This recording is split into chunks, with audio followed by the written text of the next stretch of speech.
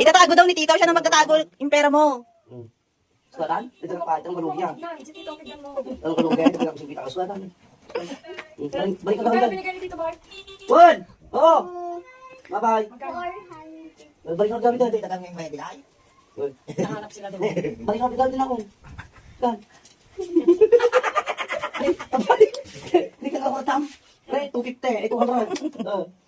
Kuwang bay? Hindi ka mabahati kung tago na. Ano lang natin yun? 200. Ano? Mas ko. Gamit ka yun.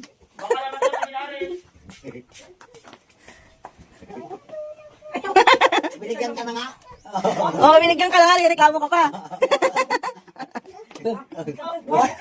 Binigyan ka na nga. Binigyan ka ng pera mo. Tapos, kulang? Magpasalamat Kulang? ka may binigay pa no. Kulang? Huwag ka magbibigay. Hindi ka ba yata masaya na binigyan kita ng pera?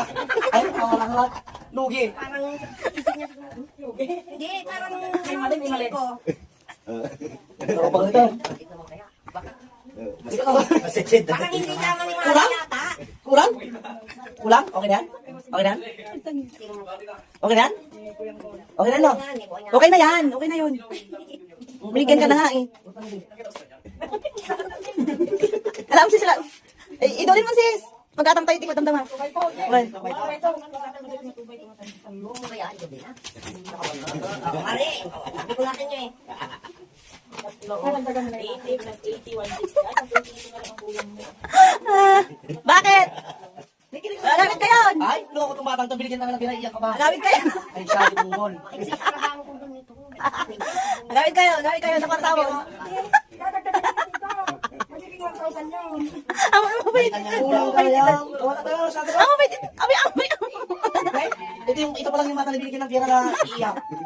Kulang? Pera ko, bibigyan pera. Dito naman tayo. Ah, sa pagkatang kalit, tayo damdama tikwa. Pagkagalang dito, titang presyo eh. Ito pa lang yung binigyan ng pera na iiyak. Alam ko, may kabag na sarita, may gasot. Anong pera na mula? Binigay ko yung Guinay. Ay, ako. Itatago daw kasi ni Tito. Ito pa lang binibigyan ng pera na iiyak. Itatago na ni Tito. Ilan lang ang pinitino ng manok.